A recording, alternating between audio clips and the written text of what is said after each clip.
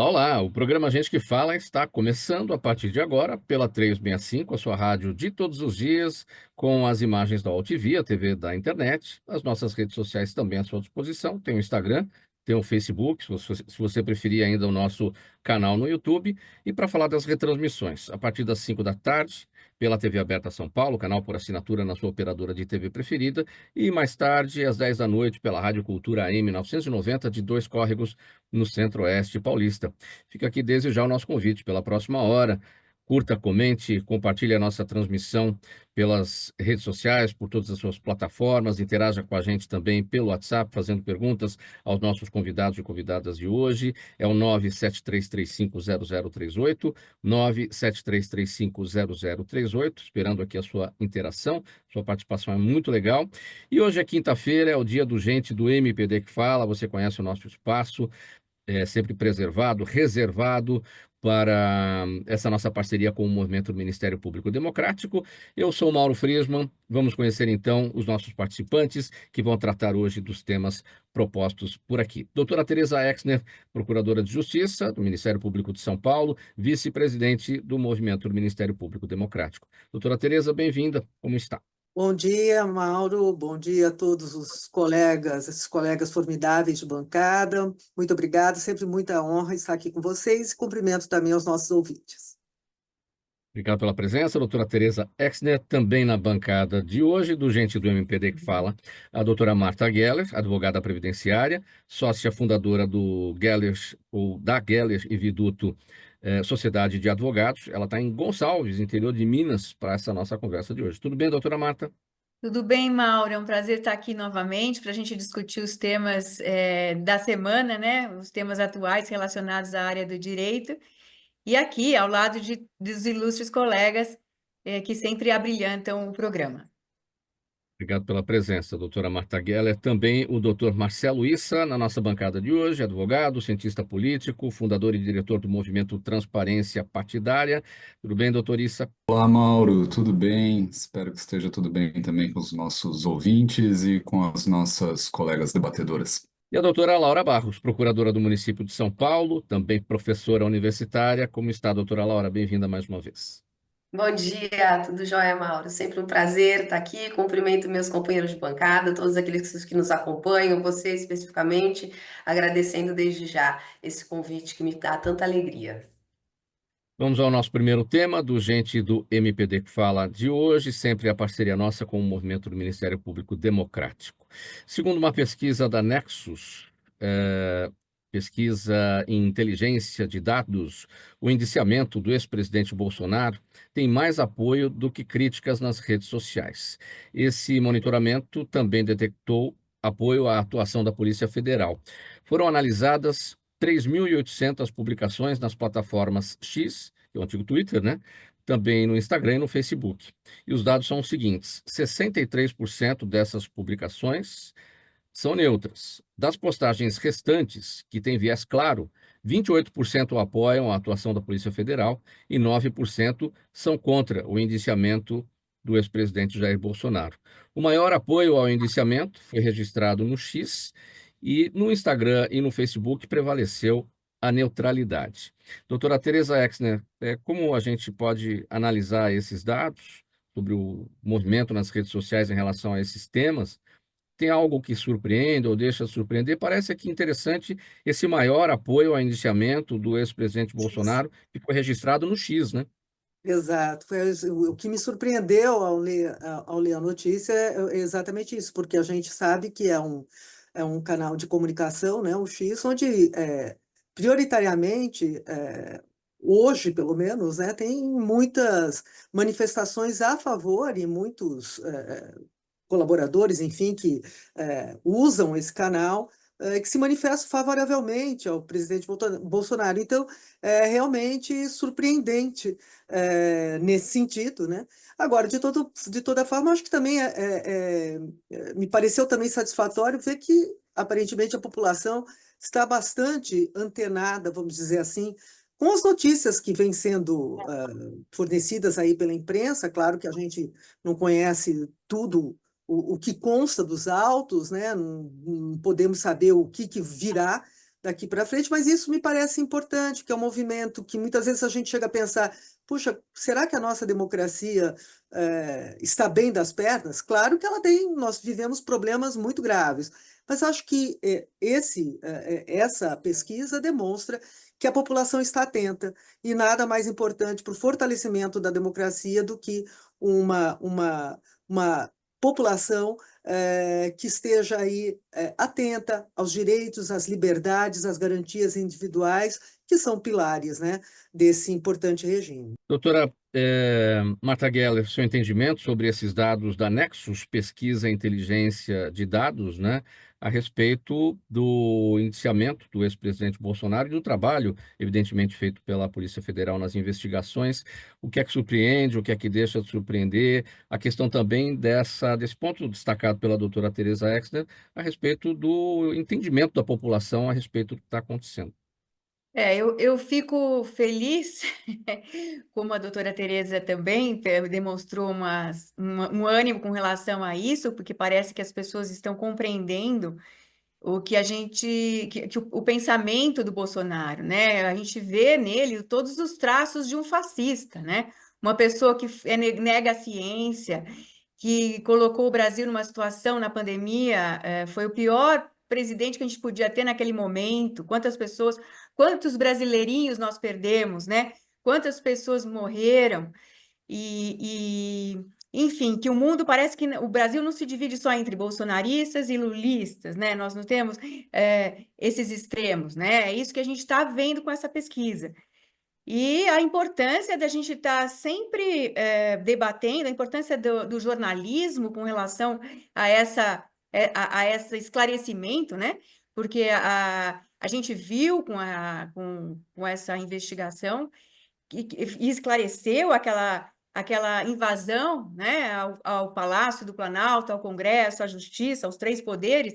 Aquilo, então, agora começa a ter um alinhavo, né? Não estava solto. As pessoas não iam fazer reverência para pneu porque elas quiseram ir, elas foram manipuladas nas redes sociais. Então, tudo isso vai mostrando onde nós chegamos, né? Então, parece que as pessoas, então, estão entendendo isso, e não é só, a gente também não está negando aqui, por exemplo, a Lava Jato, né? Então, essas pessoas, esses 9% da pesquisa, que ainda são contra essa investigação e a favor do presidente Bolsonaro, elas dizem que é uma perseguição, e replicam aquilo que aconteceu com o Lula, dizendo, o Lula também se dizia perseguido. Mas não, a Lava Jato, ela foi contaminada pelo próprio juiz, né, que estava dirigindo ali as investigações, e o próprio representante do Ministério Público.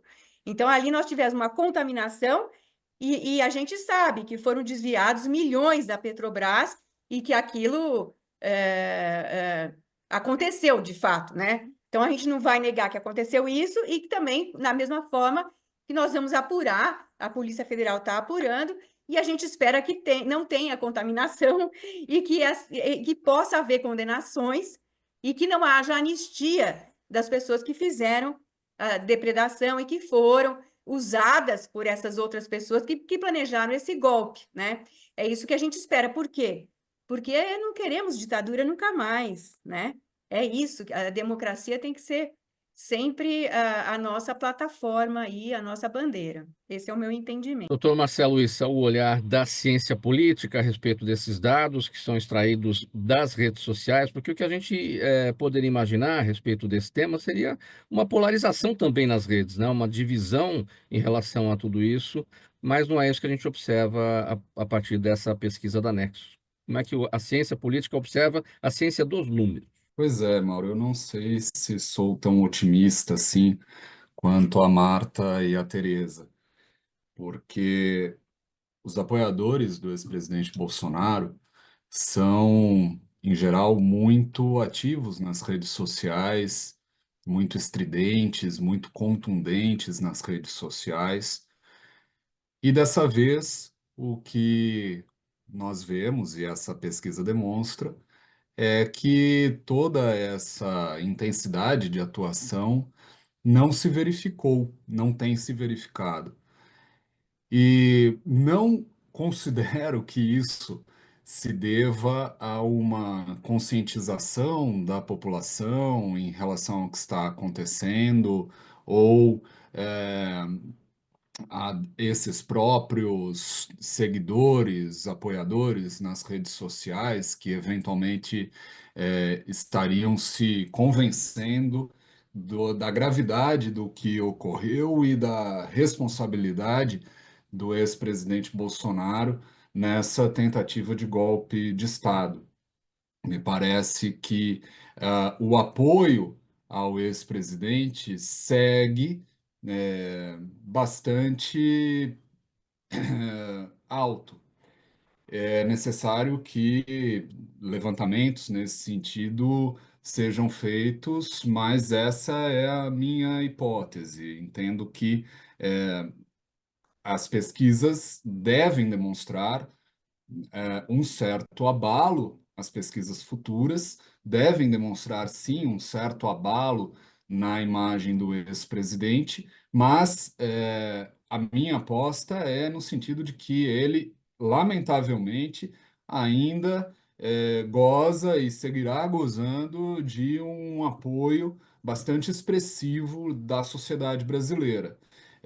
O que me parece que esses dados ah, trazem como em pano de fundo é, na verdade, a contundência das provas que foram colhidas que fazem com que a defesa do ex-presidente seja muito difícil, porque esses apoiadores nas redes sociais se negarem a participação do ex-presidente Bolsonaro na tentativa de golpe, estarão automaticamente afirmando que os comandantes do Exército e da Aeronáutica que depuseram para a Polícia Federal, afirmando que o ex-presidente apresentou a eles a proposta de um golpe de Estado e que, inclusive, o comandante da Aeronáutica afirma que o comandante do Exército disse ao ex-presidente que seria obrigado a dar voz de prisão a ele, caso ele insistisse nesse plano, faz com que a defesa fique realmente muito difícil. E não é apenas depoimentos, nós temos também gravações, nós temos áudios, mensagens, monitoramento de deslocamento das pessoas através dos aparelhos celulares. Então, é uma gama muito completa de um Sim, conjunto probatório que faz com que a defesa seja muito difícil. Agora, eu entendo que, lamentavelmente, para concluir, existe ainda uma parcela muito expressiva da sociedade que lamenta, infelizmente, que esse intento golpista não tenha sido posto em prática, não tenha obtido sucesso. E aí, eu acho que é muito importante salientar que essas pessoas que apoiam um regime autoritário, ditatorial, precisam compreender que esse apoio permanece até o momento em que elas concordarem com o regime, porque a partir do momento em que elas discordarem ou forem incomodadas pelo regime, esse mesmo regime não hesitará em prendê-las, aniquilá-las, assassiná-las, porque as garantias e os direitos individuais num regime autoritário ficam ao bel prazer daqueles que dominam as instituições, o poder político e a força. doutor Marcelo, ainda, antes de passar aqui para a doutora Laura, mas será que esse levantamento da Nexus, ele não indica tão somente o entendimento das pessoas que participaram desse estudo, de que há uma implicação do ex-presidente Bolsonaro em tudo isso, mas isso não significa que essas pessoas mudaram de campo político. Elas estão entendendo que houve um problema e que isso envolve o presidente Bolsonaro, mas continuam no campo político e que, eventualmente, possam apoiar outras figuras, outros líderes desse mesmo campo. É isso que eu estou dizendo, e acho que é muito importante que o campo político da direita exista no Brasil. Mas este campo da direita precisa ser democrático, né? A direita democrática precisa se manifestar, precisa ganhar espaço. Não é possível admitir, seja à direita, seja à esquerda, no país, um agrupamento político que não respeite a democracia ou que busque atuar para eliminar esse sistema e pôr no lugar um sistema autoritário. Isso é inconstitucional e isso deve ser combatido na forma da lei. Doutora Laura, sua análise a respeito desses dados do Nexus Pesquisa e Inteligência. Pois é, Mauro, interessantíssima essa pesquisa. Não obstante, eu acho que ela ainda deixa no ar muitos elementos. Ela é passível de muitas interpretações, como a gente está vendo aqui, né? E nesse sentido, claro, tudo que a gente colocar aqui vão ser suposições ou uma visão e uma leitura que a gente tenta fazer do que está se apresentando hoje. E, basicamente, eu tendo a me inclinar um pouquinho mais para a visão do Marcelo, mas eu acho que a gente poderia aqui vislumbrar basicamente três linhas.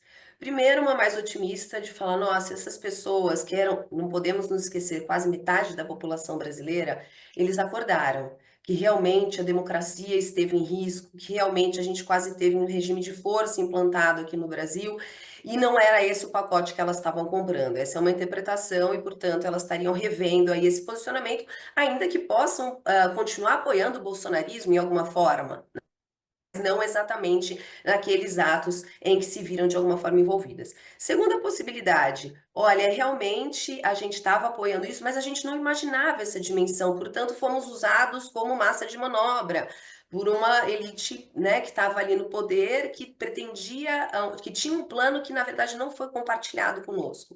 Então fomos instrumentalizados e, portanto, temos que nos retirar, não retirar de uma certa forma esse apoio.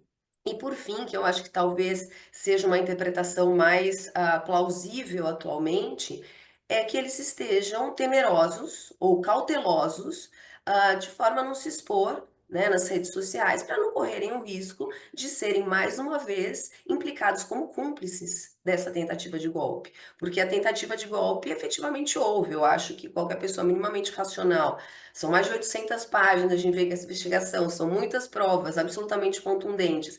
A gente defender que não houve tentativa de golpe é muito difícil, é muito frágil atualmente. E qualquer pessoa que tente recobrar essa memória, que possivelmente estava envolvidos naqueles atos de janeiro, seja online, seja presencialmente, eles vão estar se colocando num lugar de crime, de criminosos também, né? Então, talvez seja essa análise de custo-benefício que esteja sendo feita, que eu acho que infelizmente é a mais provável. Vamos ver aí o desenrolar. Eu estou atenta, eu acho que é importante que a gente acompanhe essas avaliações. Vamos seguir. Próximo tema do programa Gente que Fala de hoje. Uma pesquisa do Instituto Datafolha, divulgada no Dia da Consciência Negra, mostra que 59% dos brasileiros consideram que a maioria da população no Brasil é racista. A pesquisa também detectou que, para 45% dos entrevistados, a discriminação racial aumentou nos últimos anos. 35% acreditam que está igual e 20% acham que o racismo tem diminuído.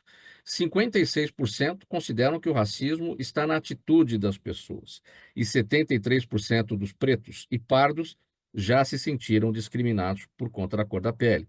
Doutora Teresa Exner, essa pesquisa não tem o que surpreender. A gente já sabe que o Brasil é de fato racista. Infelizmente, né? Em que pesem aí todas as alterações e todas as lutas que têm sido feitas, é uma realidade. Eu me lembro aqui, oh meu Deus, como é que ele chamava? Agora não vou me lembrar, acho que o Joaquim Nabuco, né, que era abolicionista, ele dizia que o nosso caráter, a nossa moral, o nosso temperamento se acham muito impactados pela influência de 300 anos de escravidão. Não é? Então, seria quase vamos dizer assim, uma transmissão geracional, não é, do racismo e de tantas desigualdades que nós temos no nosso país, não é? E eu me lembro aqui também, salvo engano, foi em 2020, final de 2023, que saiu uma pesquisa que me chamou muita atenção na ocasião, era o IPEC, mais 2 institutos que patrocinavam. E o que me chamou a atenção na ocasião é que 64% dos jovens entre acho que 16 e 24, 25 anos apontavam o ambiente escolar como o lugar onde mais sofriam racismo. Então, veja, eu acho que o combate a essa que é uma grande chaga, não é, nacional, tem que ser feito, sobretudo, ali na educação, né, na área da educação formal. Não é claro que a legislação, as leis, a punição são imprescindíveis, não é? Mas eu acho que nós temos que trabalhar com isso, porque é absolutamente inaceitável, não é, que alguém seja discriminado, quer seja em razão da raça, cor ou mesmo religião, condição social, né? A gente viu aí recente caso também ligando racismo e aporafobia, né? Que é uma palavra feia para dizer alguma coisa que é muito feia também, que é o preconceito, né? Com relação à pobreza. Enfim, então nós temos que fazer, eu acredito sempre muito que a educação, há um conteúdo pedagógico na punição, mas a educação, o ambiente escolar é muito importante para que a gente venha banir em definitivo essa que é uma grande chaga, uma grande vergonha nacional. Doutora Marta, por onde passa a mudança desse cenário, né? A gente detecta aqui nessa pesquisa do Datafolha, 59% dos brasileiros consideram que a maioria da população no Brasil é racista. É o principal dado, né? O outro dos principais dados, 73% dos pretos e pardos já se sentiram discriminados por conta da cor da pele. Enfim, é conscientização, é educação, como destacou a doutora Tereza, numa situação em que legislação parece não resolver, como é o caso do machismo, né? Não tem legislação que é capaz de derrubar o machismo, é uma questão de mudança de cultura. Isso mesmo, Mauro. E a Tereza bem lembrou que a questão vem lá dos bancos escolares, né? O racismo ele é estrutural, ele está enraizado na nossa, na nossa sociedade de uma forma que recentemente um colega meu, colega de PUC, colega da doutora Tereza também, procurador, foi fazer uma sustentação oral no Tribunal de Justiça aqui em São Paulo, e ele foi discriminado por um segurança do tribunal, que também era preto ou pardo, e ele sofreu discriminação, ele se sentiu muito mal, né, com aquilo, e ele foi feito, inclusive, o Ministério Público fez um desagravo a ele. O Tribunal de Justiça deixou a desejar, vamos dizer assim, porque não fez o que deveria, né, a lição de casa dele.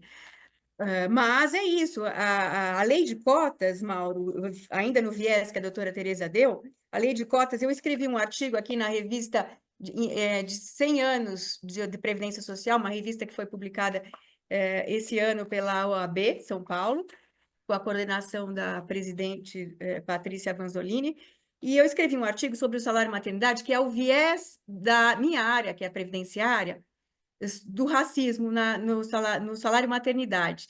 Por que isso? Bom, a lei de cotas ela é de 2012, o Supremo declarou a constitucionalidade dela em 2016. A gente viu recentemente nos últimos jogos jurídicos, USP e PUC teve lá um racismo ligado à pobreza também, mas também à cor da pele. E por quê? Em função da lei de cotas, porque quem está na PUC não entrou na USP culpa os cotistas por isso. Então, isso tudo é muito grave, né? Envergonha nós, brasileiros, e que temos a consciência dessa discriminação. E aí você pega uma pesquisa nacional, o PNAD, né, do IBGE, você vê que os estudantes negros que estão em curso superior subiu de 21,9% em 2001 para 43,7% em 2015. Só que, Mauro, agora de novo para o meu viés previdenciário do salário de maternidade, só 3% de mulheres e homens negros vão alcançar, apesar deles chegarem aos bancos universitários, só 3% deles vão chegar a cargos de diretoria e gerência no Brasil, né? Veja o meu colega procurador que sofreu a discriminação ali e que, né, poderia ter sido desagravado pelo próprio tribunal e não foi. Com relação ainda ao salário maternidade, mulheres negras, geralmente, elas fazem um trabalho informal. Se bem que o trabalho informal, depois da última reforma trabalhista, a gente vê mulheres brancas também na informalidade, né? Abrindo MEI, não pagando os tributos. Você vê, as pessoas estão devendo, né? Porque elas não conseguem, elas não vão tirar o dinheiro, a comida da mesa para pagar o tributo da MEI, porque elas não vão preferir botar a comida na mesa em vez de pagar, apesar de ser pouco, elas também dão prioridade a alimentar os próprios filhos. Quantos lares no Brasil são sustentados apenas por mulheres, né? Então, tudo isso você vai refletir no quê? Em baixo número de salários maternidades deferidos pelo INSS, porque elas sequer seguradas chegam a ser. Aposentadoria vão se aposentar por idade e olhe lá, né? Se elas chegam, hoje em dia, a idade mínima é 62 anos para a mulher se aposentar. E elas têm que ter 15 anos de carência, de contribuições. Foram domésticas, enfim, as pretas, então, com mais ainda dificuldade, né? Então, é isso o retrato do nosso Brasil, infelizmente, Mauro. Aqui no meu viés previdenciário, que eu tenho que sempre lembrar, né? Que a previdência, a importância, né, da previdência, da assistência social, o salário maternidade protege a criança. Então, a criança negra, preta, já nasce sem o salário maternidade porque a mãe não tinha qualidade segurada, enquanto que a criança branca já existe o quê? Uma violação à isonomia, né? Entre as crianças, a cor da pele, quando no nascimento. Então, a gravidade disso. Doutor Marcelo Issa, sua observação: 59% dos brasileiros dizem que a maior parte da população é racista, segundo pesquisa Datafolha. Pois é, Mauro, me parece pouco, na verdade. É triste pensar que mais de 40% da população não tem essa leitura. O racismo no Brasil é muito presente e violento, eu diria. A desigualdade em relação à raça no país é muito explícita e basta dizer que estamos aqui num grupo apenas de pessoas brancas falando sobre o racismo. Isso já tem um significado. Temos avançado, me parece. É, Essa questão é semelhante a um tema com o qual eu tenho alguma familiaridade, que é a questão da corrupção, do combate à corrupção, né? Assim como o combate à corrupção, o racismo, ele só se evidencia na medida em que ele é combatido, né? A corrupção, quando não é combatida, a população, a sociedade, de um modo geral, não toma conhecimento porque é algo que ocorre nas sombras. O racismo, da mesma forma. Então, entendo que temos visto avanços significativos no combate ao racismo, mas, na minha opinião, esses dados ainda demonstram que há, um grande caminho a percorrer, porque se a parcela da população que não visualiza o racismo no Brasil, com todo esse histórico que foi lembrado, o país tem pouco mais de 500 anos de existência como nação, e desses 350, ou seja, é, parte muito grande da nossa história, marcada pela escravização do povo negro, e ainda nós temos uma parcela tão significativa da população que não reconhece o racismo, isso causa, na minha opinião, preocupação, mas também justifica não é? Todas as medidas de combate ao racismo que são adotadas hoje e demonstra também que são insuficientes ainda. Doutora Laura Barros, sobre esse destaque do doutor Marcelo Issa, né, o outro ponto de vista, ou seja, 40% da população não tem a leitura de que o Brasil é um país racista. Então, os números sempre, como eu digo, eles nunca trazem um retrato fiel da realidade, né? Eu acho que tudo depende de uma questão de contexto. Agora, um aspecto muito importante dessa pesquisa que eu gostaria de destacar aqui é a notícia, a percepção de que o racismo vem piorando, que a sensação do racismo vem se agravando no país. Isso eu acho que é um dado realmente muito real. E eu ouso aqui desenvolver um raciocínio, enfim, fazer uma reflexão de que a partir do momento, isso tem muito a ver com o avanço da extrema-direita no Brasil, na América Latina e no mundo, no meu modo de ver.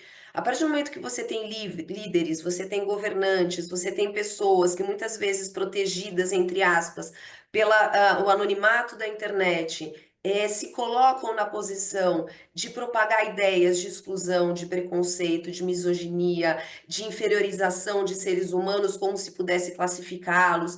Isso vai se tornando de alguma forma banal e vai encorajando as pessoas que pudessem ter latente alguma coisa mal resolvida nesse sentido, elas têm coragem de verbalizar alguns tipos de absurdo, ou muitos dos absurdos.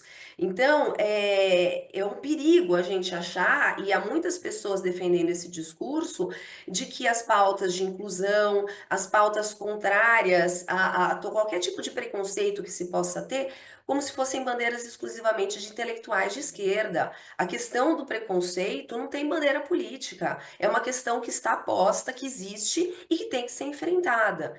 E nesse ponto do enfrentamento, claro que a educação é absolutamente fundamental, mas eu vou um pouco além. Eu acho que é absolutamente indispensável que tenhamos pessoas representantes dos negros, das mulheres, enfim, dos indígenas, e nos espaços de poder, nos espaços de representação. E a partir do momento que isso não é implementado, claro que a coisa não vai mudar, porque não é só uma questão social, é uma questão de disputa de poder, de pessoas que estão no poder e quererem manter esse poder. Um exemplo muito eloquente disso, mais uma vez, a questão da cota eleitoral. Tínhamos uma legislação que, no meu modo de ver, é importantíssima. Eu acho que a legislação tem um papel fundamental nesse processo, que obrigava a destinação de candidaturas para mulheres, para pessoas pretas, que simplesmente foi ignorada nas eleições, todo mundo tomou letra morta.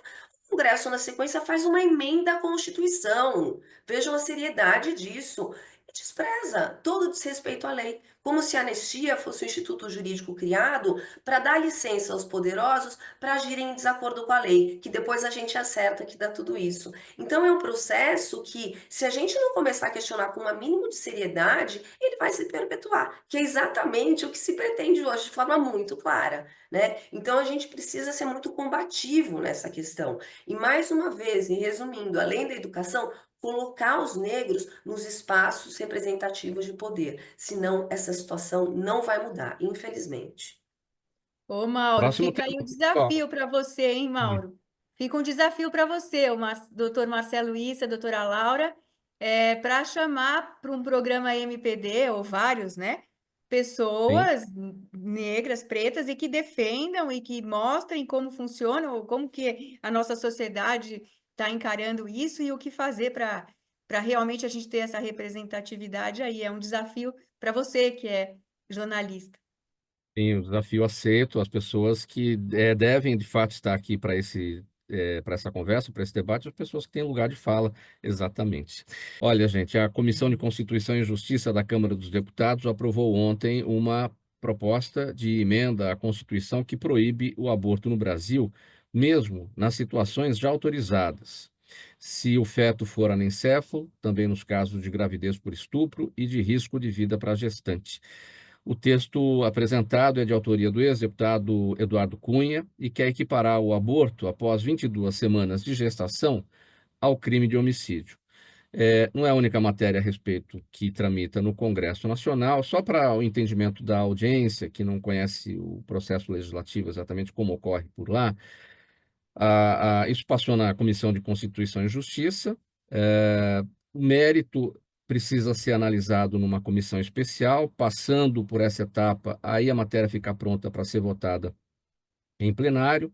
Cabe ao presidente da Câmara, no caso o deputado Arthur Lira, com condições políticas para isso, colocar em votação. São 2 votações, são 2 turnos, e é preciso ter 3/5 dos deputados votando a favor para uma matéria dessa passar em 2 turnos. Isso vai para o Senado, né, e ocorre lá um processo semelhante também. Agora, para entrar no mérito dessa questão, eu começo com a doutora Marta Geller a respeito. Doutora, toda vez que a gente toca neste assunto aqui, eu sempre chamo a atenção, não é uma questão de ser contra ou a favor do aborto. A gente está falando do direito que existe hoje, conforme a legislação, para a situação de aborto nos casos que a gente destacou aqui na nossa abertura, né? E isso tudo pode deixar de existir se essa PEC for aprovada. A gente está falando de saúde reprodutiva, de direito reprodutivo. Sim, é isso mesmo, Mauro. Na verdade, é um retrocesso social essa PEC, né? Ela, por quê que é um retrocesso? Porque o aborto, para ele chegar a ser permitido em apenas 3 situações no Brasil, que é quando a ciência demonstra que aquele feto que está sendo gerado não possui o cérebro, né? Então, o feto anencéfalo é a primeira situação. A segunda situação, quando aquela gestação é fruto de um estupro. Então, a mãe sofreu uma violência sexual e aí engravidou. Isso também tem que ser comprovado, né? Não basta dizer eu estou grávida, fui estuprada. Não, tem que ter a prova de que houve essa violência sexual e que aquela criança é fruto de um estupro. E a terceira e última hipótese é quando a gravidez, levar avante aquela gravidez, vai colocar em risco a própria vida da gestante, né? Então, tem que preservar a vida da gestante e aí, então, é permitido que se faça o aborto. Tudo isso é construção da nossa jurisprudência. O que é jurisprudência? São decisões reiteradas dos tribunais e que, então, formaram esse entendimento e, de repente, você vem com o nosso Congresso Nacional, cuja direita, vamos dizer, os extremistas, e tem a questão religiosa por trás disso, né? Então, que também influi muito, com certeza, a proibição de aborto em qualquer situação, né? E aí tem os movimentos feministas e tudo mais. Então, assim, não é só fazer uma PEC, colocar lá e dizer que vai aprovar, né? A gente espera que esse retrocesso não aconteça, mas é um risco, e um risco se a gente ficar sem falar sobre isso, né? Sem discutir isso com a sociedade agora. Agora, é claro, isso é a nossa legislação, as decisões dos tribunais, elas refletem o entendimento da sociedade naquele momento. Então, eu não acredito que a maioria da sociedade queira proibir o aborto nessas 3 situações, né? Esse é o meu entendimento. Eu espero que não vá adiante isso, mas acho que é importante o papel da imprensa, o papel das pessoas que são mais esclarecidas para que debatam isso, né, socialmente, para que isso não vá avante. Doutora Laura Barros, sua análise a respeito dessa PEC em tramitação, né, que a gente está tratando aqui sobre saúde reprodutiva, direito reprodutivo, uma vez que a gente tem legislação para essa questão. O aborto legal para casos de anencefalia do feto, gravidez por estupro e risco de vida para a mãe, para a gestante. A gente está tratando dessas questões. Pois é, Mauro, no meu modo de ver, com perdão da palavra, essa PEC é um escárnio. Eu acho que é um absurdo essa proposta que está se buscando, e mexer no artigo 5º ainda da Constituição, sabe? Aliás, é até ofensivo, né? Todo o espírito da nossa Constituição que se diz cidadã, você mexer, colocar ali no artigo 5º, acho que é especificamente agressivo. É um tipo de absurdo desse. Eu queria só dar uma breve contextualizada, Mauro. Segundo o 18º Anuário Brasileiro de Segurança Pública, no ano de 2023, ocorreu no Brasil um estupro a cada 6 minutos. Acontece que o IPEA tem um levantamento segundo o qual apenas 8,5% dos estupros são notificados. Veja o tamanho do universo de agressão e de crimes que a gente está falando. Vou além. 77,6% dos atos de violência sexual são cometidos contra menores de 14 anos de idade. Ou seja, estamos falando de crianças, estamos falando de adolescentes. que muitas vezes se veem grávidas, muitas vezes abusadas por próprias pessoas da família, e os estupros dentro de casa correspondem a quase 85% desses atos de violência. Então, aquelas crianças estão naquela situação oprimidas, sem condições de fazer qualquer tipo de denúncia, sem instrução e capacidade cognitiva para entender as transformações que estão acontecendo no seu corpo. Muitas vezes essas crianças vão se dar conta de que estão esperando uma outra criança, quando essa gravidez já está absolutamente consolidada. Ou seja, é um cenário de absoluta violência, em que o Estado não foi capaz de proteger essas crianças, essas meninas, e quer revitimizar essas meninas, como se elas tivessem a obrigação de levar adiante uma memória de um ato que elas vão passar o resto da vida tentando esquecer. Né? A abordagem dessa questão sob um viés ideológico, no meu modo de ver, é um absoluto equívoco. Ela tem que ser tratada sob um ponto de vista de saúde pública, porque assim é. Essas mulheres não podem ser compelidas a fazerem isso com o seu corpo. Veja o absurdo, inclusive está se defendendo que o aborto é proibido quando há risco de morte da mãe. Ou seja, que morram os dois, espera os 9 meses, daí a mãe morre ao final, ou morre no meio do caminho, e aí tudo bem. Aí a legislação está de acordo. O assédio é tamanho que essa proposta ela é mais restritiva que a legislação vigente no Irã atualmente. Ela somente pode ser equiparada à normatização do Talibã a respeito dos direitos das mulheres. É nesse nível que a gente se encontra no Brasil hoje.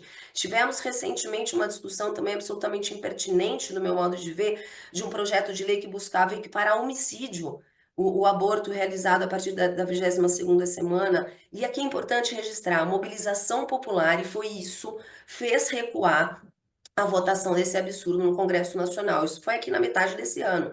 A gente precisa se mobilizar novamente. E rapidamente, só para registrar, o Supremo Tribunal Federal, pelo menos em 2 ocasiões, vem acenando para a possibilidade de descriminalização do aborto no primeiro trimestre de gravidez. A gente tem manifestação da ministra Rosa Weber, a gente tem manifestação do ministro Barroso, no caso de um HC. Então, vai ser mais um motivo de desgaste, de enfrentamento institucional entre o Legislativo e o Judiciário, para satisfazer uma claque que está defendendo aí um retrocesso que não se pode nominar. A gente precisa refletir, precisa se mobilizar muito fortemente com relação a esse absurdo que está sendo proposto. Doutora Teresa Exner, sua análise, o viés ideológico a respeito do aborto em situações de anencefalia e risco de vida para a gestante. Eu acho que, assim, inicialmente você vê que os temas aqui todos se entrelaçam, né? E eles têm um ponto em comum, que é o autoritarismo, as vozes, vertentes políticas que vêm pregando o autoritarismo, né? Sempre usando aqui, né, o que eles dizem, a Deus, família, pátria, não é? Mas veja, esta é uma PEC que nega absolutamente. Eu diria que esta, a doutora Laura falou em PEC, salvo engano, do escárnio, eu digo que é uma PEC da desumanidade. É desumano que se pretende fazer. Nós temos na legislação penal isso desde 1940. Vejam bem, era o Estado Novo, ali Getúlio Vargas. O legislador da época entendeu a dor, não é, de alguém. Porque veja aqui você pune mulheres, uma que foi vítima de um dos atos mais abjetos, não é, que é o estupro, não é, que é a violação do seu corpo, né, por homens vis, enfim. E você pune essa mulher, e muitas delas, como já foi dito aqui, porque isso nós vemos no dia a dia, eu trabalho na área criminal, isso eu vejo, meninas novas, crianças, 10, 12 anos, ou um pouco mais, vítimas de estupro. Quer dizer, impor esta menina, esta criança, levar à frente uma gravidez que põe, inclusive, em risco a vida dela, é de uma crueldade, é de uma maldade que, olha, sinceramente, eu não consigo entender como é que alguém tem coragem de defender isso, né? E do outro lado, você pune quem? A mulher. E veja, essa agora é a mulher que quer ter um filho. Ela quis essa gravidez, mas ela tem um problema de saúde. Se essa gravidez for mantida, ela corre o risco de vida. Agora, para que você possa entender que alguém venha defender ou a questão da anencefalia, quer dizer, você obrigar a mãe a ficar 9 meses né, alimentando aquela gravidez, e quem tem filhos, e não precisa ter filhos também, porque não é isso. Aqui eu não vejo nem lugar de fala, sabe? Porque é homem, a mulher, é qualquer um que tem humanidade, não é? Passar 9 meses para daí enterrar o seu filho, eu não vou levar para o berço, eu vou levar para um caixão. Mas o que essas pessoas pretendem?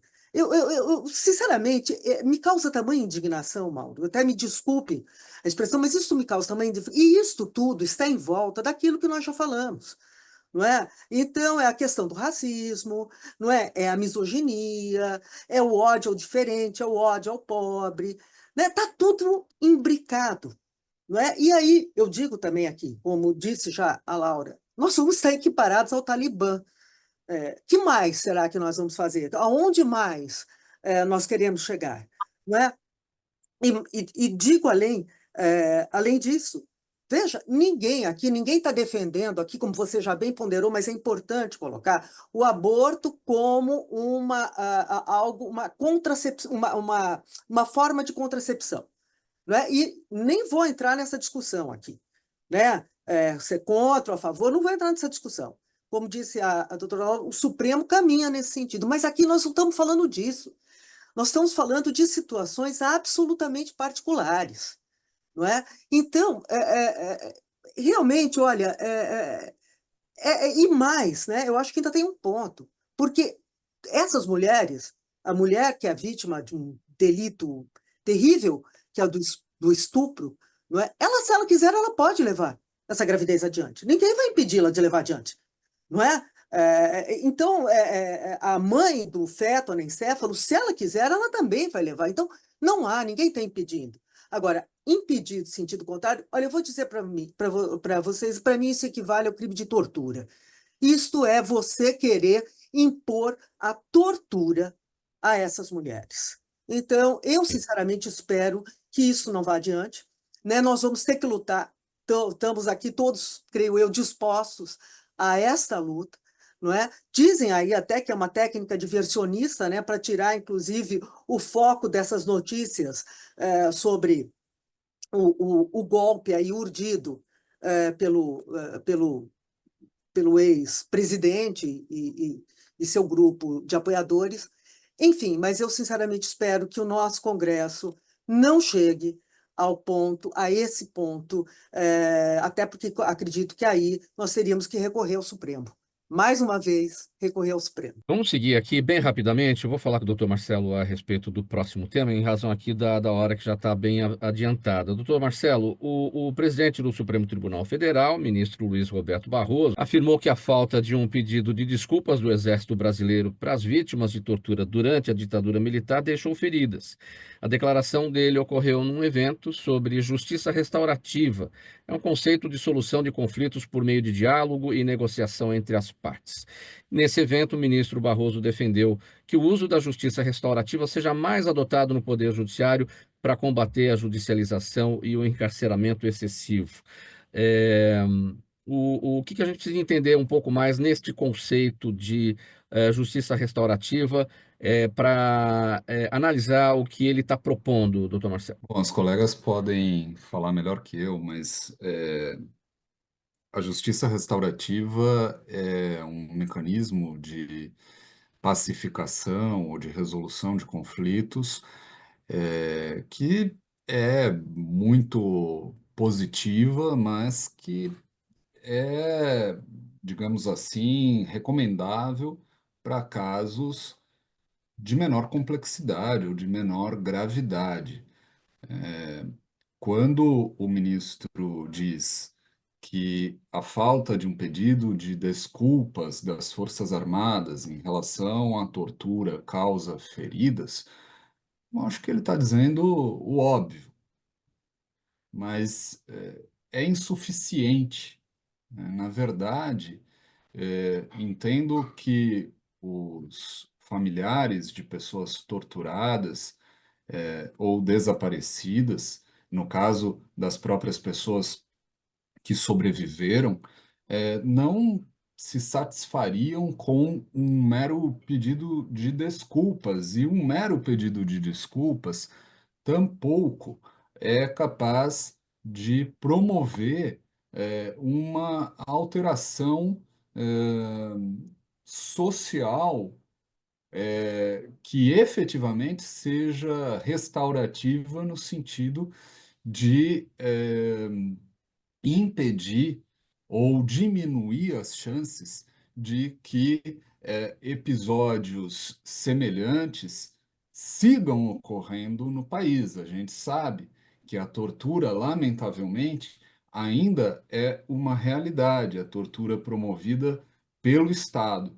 Mas, felizmente, graças à democracia, nós não temos essa possibilidade institucionalizada, ou seja, reconhecida pelo Estado. A legislação impede a tortura, embora lamentavelmente ela ocorra, diferentemente daquilo que o Estado assumia como algo aceitável durante a ditadura militar. Durante a ditadura militar, o Estado brasileiro assumia a tortura como algo aceitável. Portanto, embora seja positivo e desejável um pedido de desculpas das Forças Armadas, isso é insuficiente para efetivamente curar essa ferida no âmbito da sociedade brasileira.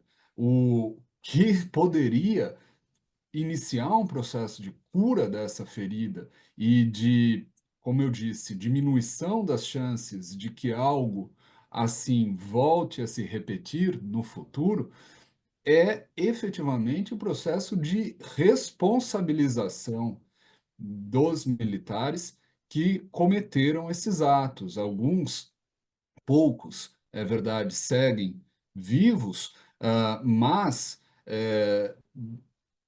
do ponto de vista simbólico, muito mais importante que um pedido de desculpas seria o reconhecimento pelo Estado brasileiro de que essas pessoas cometeram crimes, são responsáveis e merecem ou mereceriam punições severas pelo crime que cometeram. Perguntas da nossa audiência. Eu vou pedir muita brevidade, gente. O tempo está bem apertado aqui, poucos segundos, até 30 segundos para cada resposta. Uma pergunta para cada um de vocês. Doutora Laura, o Flávio, ele quer saber o seguinte, ele diz assim, uma proposta de emenda à Constituição para mudar o artigo 142, né, da nossa carta, que versa sobre as Forças Armadas, seria pertinente na atual conjuntura? Ele, claro, se refere àquele momento do passado recente onde alguns, né, diziam a respeito do poder moderador das Forças Armadas, que poderia atuar para arbitrar conflitos entre os poderes, né? Coisa que não é possível. O artigo 142 da Constituição não permite. Bom, Flávio, obrigada pela pergunta. Assim, muito objetivamente falando, eu acho que com o Congresso que temos aí hoje, infelizmente, qualquer tipo de discussão, ainda mais em nível constitucional, é muito perigosa. Eu, pessoalmente, não vejo necessidade de alteração desse artigo, porque, para mim, ele é muito claro. Mas, é claro, vieram aí várias discussões a respeito. É evidente que a Constituição tem que ser contemplada no seu todo, o corpo dela jamais autorizaria aí a sobreposição de um poder contra o outro, quanto mais a criação de um quarto poder, enfim.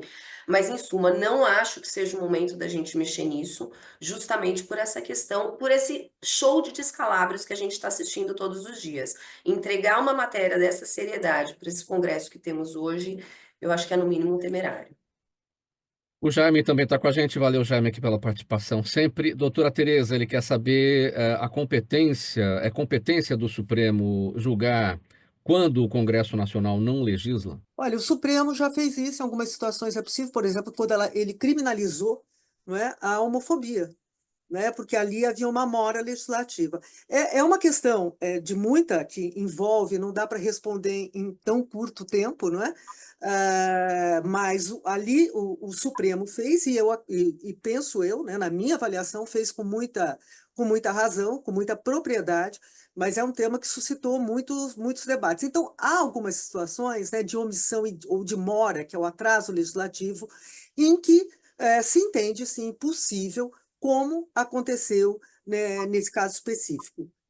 Há muito a se dizer. Estou sendo bastante breve. Doutor Marcelo, quem está aqui, o Giuseppe, ele pergunta, no caso do ex-presidente Bolsonaro, se ele decidisse refugiar em algum outro país, o governo desse país, no qual se encontra a embaixada, que ele provavelmente vai se refugiar, se pode, de alguma forma, obrigar essa embaixada a expulsar o ex-presidente. O ex-presidente Bolsonaro, deu uma entrevista aí ao UOL, não lembro o nome das colegas, enfim. Mas ele disse o seguinte: embaixada, pelo que vejo na história do mundo, quem se vê perseguido pode ir para lá. E se eu devesse alguma coisa, estaria nos Estados Unidos e não teria voltado. Ele declarou isso às colegas do UOL, Raquel Landim e Letícia Casado. Pois é, ele já indicou que pode fazer isso, né? E já fez uma vez, inclusive. Quando houve uma sinalização de que ele poderia ter a prisão preventiva decretada, ele passou, salvo engano, 2 noites, um final de semana, na embaixada da Hungria. A Hungria é um regime também pouco democrático. O presidente da Hungria é alguém que vem operando para diminuir cada vez mais os controles de outras instituições sobre ele.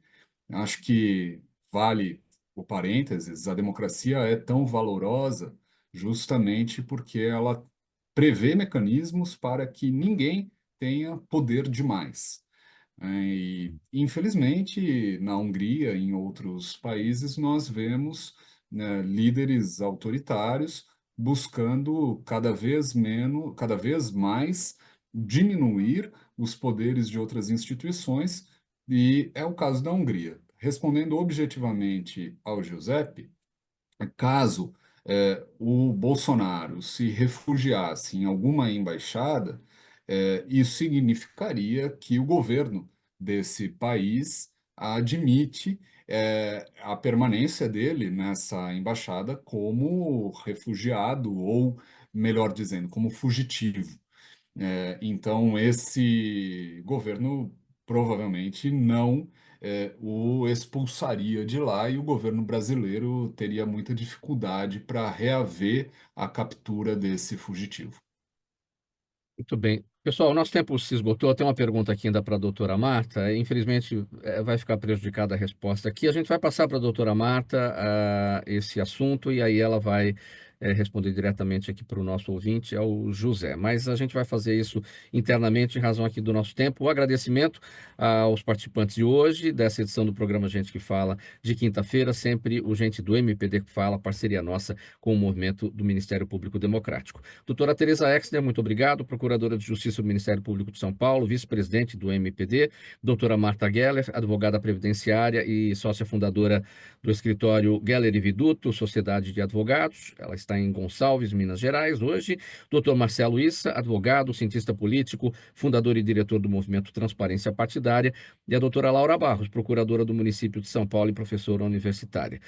Programa Gente que Fala, 23 anos no ar, sempre realização da ABCom, apresentação minha, Mauro Friesman, a Zenilda Salvato, nossa diretora de produção, e o jornalista Fausto Camunho, nosso diretor-geral. Você, espectador, internauta e ouvinte, a razão da nossa presença sempre por aqui. A gente volta amanhã pela 365, sua rádio de todos os dias, e pelos demais canais de transmissão. Obrigado pela audiência. Tchau, até lá.